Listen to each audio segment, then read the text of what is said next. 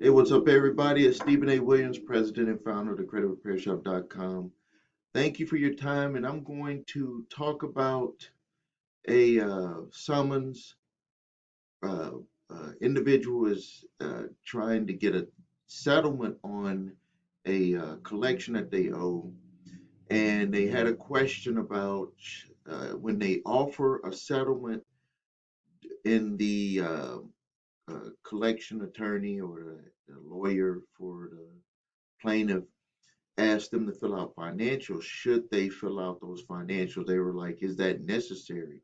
And that they didn't feel comfortable with doing that. And the answer to that question is yes, you are required to fill out those financials if they do ask for them, or if you won't be able to settle on their terms. Reason why they're doing it is that they want to make sure that they have justification for doing the settlement.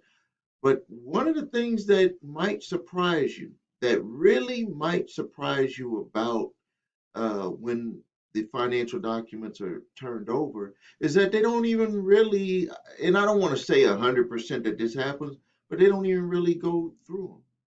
What it is it's just like a process. Like some of the times when things happen to us and things are requested of us, we have this thing like it's like a flashlight that's like beamed on us that's just looking at every aspect of our life when it's really just a process.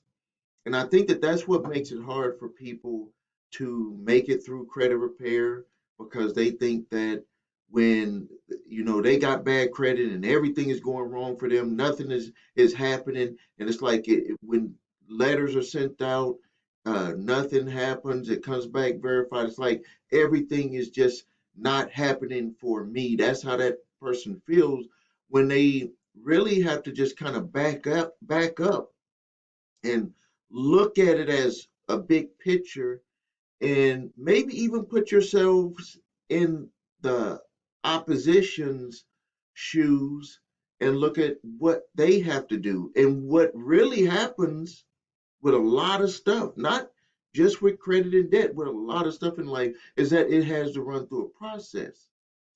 And the people who don't follow through with the process are the ones who quit, and they're the ones that end up not getting the benefits in the end, because it's like everybody has to get, like it's like you're going up a mountain, and all of these people, if you can imagine this, you're going up the mountain, you're trying to, in this case, settle this debt. You're like, I don't want to go to court. It was my debt. I had opportunity to settle it for less, and they're asking me to fill out this financial information. So you're going up that hill, and then they put this obstacle in your way, and some people will quit right there. They'll be like, I'm not going to do it, and then they don't make it up that mountain. And this is like, even though to some of you that you might be thinking this is just give the financials over, just do it. Some people have issues with doing certain things. And I've learned that in my life. Like, uh, I used to think that everybody, if you gave them the same amount of information, that they had the same temperament, that all they would have to do is just follow the process. People cannot do that. And this is a real lesson in life. Everyone has different temperaments, everybody has different feelings, everybody cannot do what everybody else can do. And that was a hard realization for me, because when I talk to every one of you on here on this channel, or when I've done workshops with people, and I would give them information and I would just expect them to do it, and I would be disappointed when they didn't follow through. And for years, my wife for years had been telling me it is not like that. And me with that optimistic, not to say that my wife doesn't have an optimistic mind, but me with my very optimistic mind was like, yes, They can do it. If I just give it to them, if I just do this part for them, that they will just follow through. All of them will do it, and they'll all be successful. It don't work that way. I've seen people drop out of things for some of the smallest obstacles, and I was like, I don't want to say I was crushed, like like depressed, crushed, but I was like perplexed, like why? When all you have to do is like just keep moving, and some of the times you can't see the light at the end of the tunnel until you get to that part of the tunnel, until you're about to walk through and be in the light. And so, yes, the answer to this is yes, you do have to show them that because they have to justify to someone else. If we take this big picture, I'm let's just pretend like I'm the collection lawyer, and I'm hired to work for someone, or I'm with the law firm and I have all of my partners, and this your case is the one that I'm managing, and I just take an offer without justifying, and then I got to have a meeting with my with the company that hired me to sue you, or I have a meeting with my partners, the other lawyers in the office, and they say, well, for this account they owed $10,000 and you settled it for $5,000. What's the justification on that? Why didn't we just continue with the lawsuit and go after the whole $10,000? They have to have justification.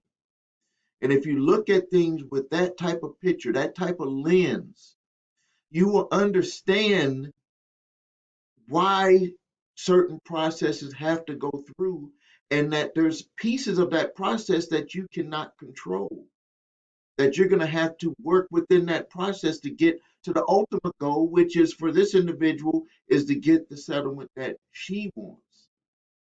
You got to work through those processes. So, yes, to answer the question, you may be required to give financial documents to justify the settlement.